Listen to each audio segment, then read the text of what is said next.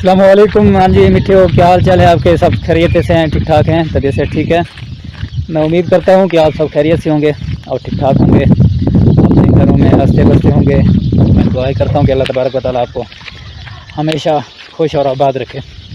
तो आज मैं आपको जो दिखाने जा रहा हूँ ना, वो एक दरख्त ऐसा है जो अल्लाह तबारक व तआला ना इंसानों को अपनी कुदरत दिखाता है कि इस दुनिया में कोई है जो ये दुनिया का निज़ाम जिस तरह से चल रहा है, तो इंसान इस चीज़ से बेखबर है।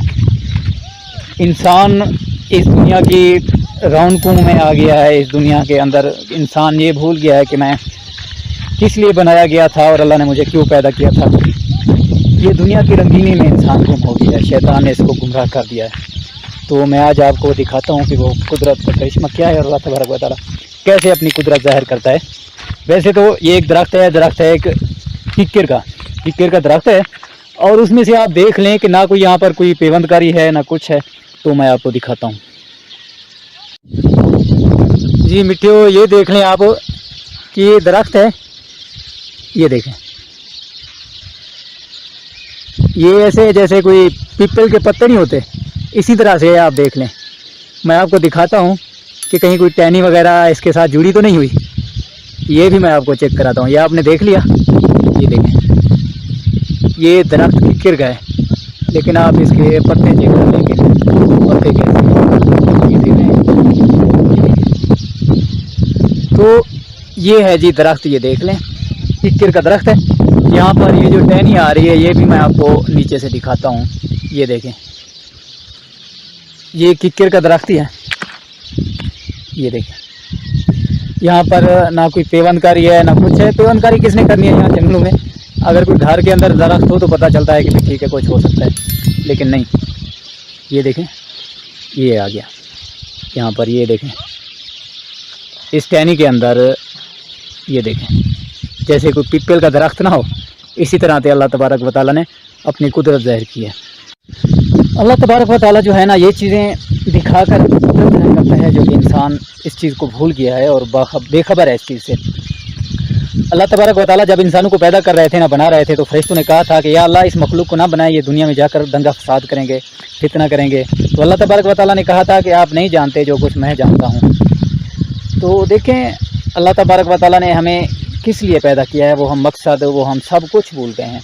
अल्लाह तबारक व तआला तो बेहद प्यार करने वाले हैं इंसान के साथ, क्योंकि जिस तरह से कोई कंपनी एक मशीनरी ईजाद करती है ना, उसके साथ एक किताब भी साथ में देते हैं कि आपने इसको देख कर ही चलाना है। वो गाइड जो है ना, गाइडर साथ भेजते हैं, वो किताब साथ भेजते हैं, ताकि इंसान फिर उसको पढ़ता है, देखता है कि भाई इसमें क्या लिखा हुआ है। इसी तरह से हम जो मशीनरी है वो चलाएँ। तो अल्लाह तबारक व तआला ने भी इंसान को ऐसे ही पैदा किया है। अल्लाह तबारक व तआला ने इंसान की गाइडलाइन के लिए कुरान मजीद भेजा है। तो देखें, अगर यूनिवर्सिटी जाएँ, स्कूल जाएँ, तो वहाँ पर जो पर्चे होते हैं ना, पेपर हल करने होते हैं, तो यहाँ दुनिया में सिर्फ वो सवालात ही भेजते हैं, कोई जवाब नहीं देता। लेकिन अल्लाह तबारक व तआला की इंसानों के साथ मोहब्बत देखें। अल्लाह तबारक व तआला ने ना सवाल भी भेजे हैं और उसके साथ जवाब भी लिख कर भेज दिए हैं कि आप ये काम करोगे ये गुनाह होगा, ये करोगे ये होगा। लेकिन एक इंसान है, अल्लाह तबारक व तआला से बेखबर है, उसकी ज़ात से बेखबर है। शैतान ने उसको इस दुनिया की रंगीनियों में गुमराह कर दिया है। पता है क़यामत वाले दिन क्या होगा? इस दुनिया में आकर तो हम सब कुछ भूल गए हैं ना। इस दुनिया की रंगीनी को देखकर शैतान ने हमें सब कुछ भुला दिया है।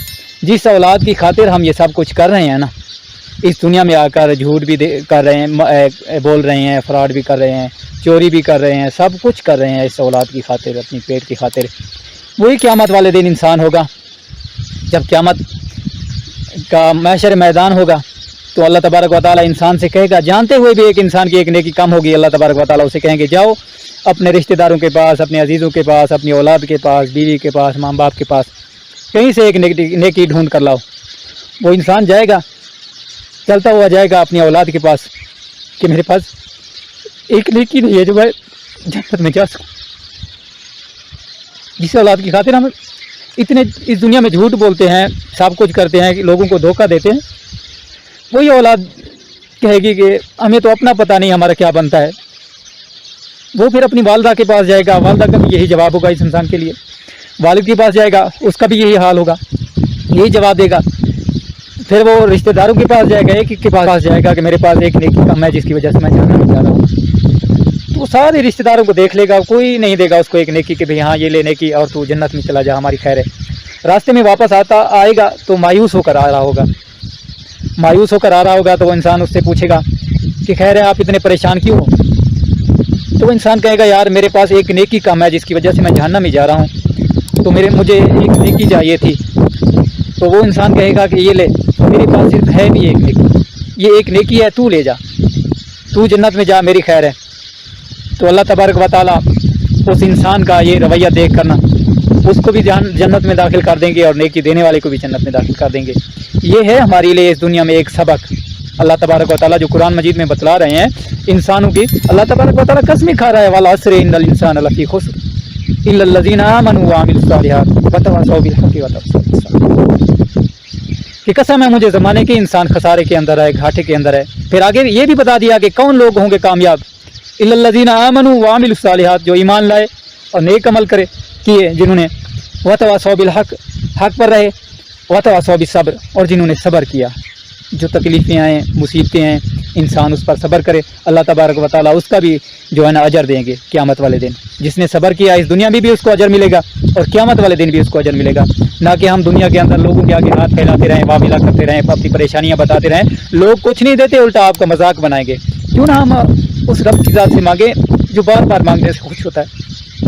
ہم انسانوں کے آگے تو ہاتھ پھیلاتے ہیں, لیکن ہمیں انسانوں سے کیا ملتا ہے سوائے رسوائی کے, اور کچھ نہیں ملتا. کیوں نہ ہم اس رب کے آگے ہاتھ پھیلائیں جو ہمیں سب کچھ دینے والا ہے, عطا کرنے والا ہے. بار بار مانگو گے اللہ تبارک و تعالیٰ بار بار خوش ہوتا ہے, بار بار عطا کرتا ہے. تو یہی ہے ہم انسانوں کو اس دنیا کی رنگینی نے, شیطان نے ہمیں دھوکے میں ڈالا ہے. تو آپ سب دعا کیا کریں, اپنے رب سے مانگا کریں. جو اپنے رب سے نہیں مانگتا نا, انسانوں کے آگے ہاتھ پھیلاتا ہے, تو قسم ہے اس خدا کی, وہ اللہ تبارک و تعالیٰ اس انسان کو اپنے حال پر چھوڑ دیتا ہے, پھر اس کے لیے محتاجی کے دروازے کھول دیتا ہے. تو خدا را میری آپ سے ریکویسٹ ہے, میری آپ سے درخواست ہے کہ جب بھی آپ مانگیں, آپ کے پاس کوئی مصیبت آ جائے, آپ کے رزق میں کوئی کمی ہے, تو 2 نفل ادا کر اس رب سے دعا مانگیں.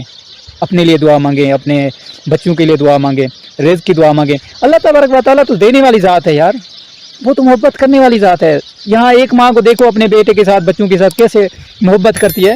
وہ تو اس دنیا کی 70 ماہوں سے زیادہ پیار کرتا ہے اللہ تبارک و تعالیٰ. کہاں گم ہو گئے وہ انسان, کہاں ہم گم ہو گئے ہیں, کہاں چلے گئے ہیں اپنے رب کو چھوڑ کر. اللہ تبارک و تعالیٰ نے اپنے حال پر چھوڑ دیا, اس لیے یہاں پر ہمیں پریشانی ہے, کوئی سمجھ نہیں آ رہی, اس لیے ہم پریشان ہیں. اللہ تبارک و تعالیٰ تو پیار کرنے والی ذات ہے. آپ جاؤ تو صحیح, مانگو تو صحیح اس سے. ایسے مانگو, ہمیں مانگنے کا طریقہ نہیں ہے.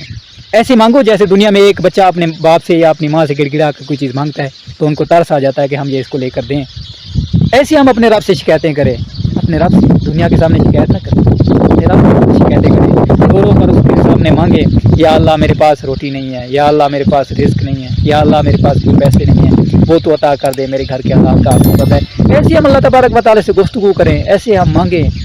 ہمیں مانگنے کا طریقہ نہیں آتا, اس لیے ہم در بدر پھر رہے ہیں, اس لیے ہم مایوس ہیں کہ ہم نے اسلام کو چھوڑ دیا ہے, اپنی دنیا کے اندر لگ گئے ہیں. ہم دنیا کی رنگینی کے اندر ہمیں شیطان نے دھوکے میں ڈالا ہوا. سب دوست دعا کریں کہ اللہ تبارک و تعالیٰ ہمارے لیے آسانیاں پیدا کریں.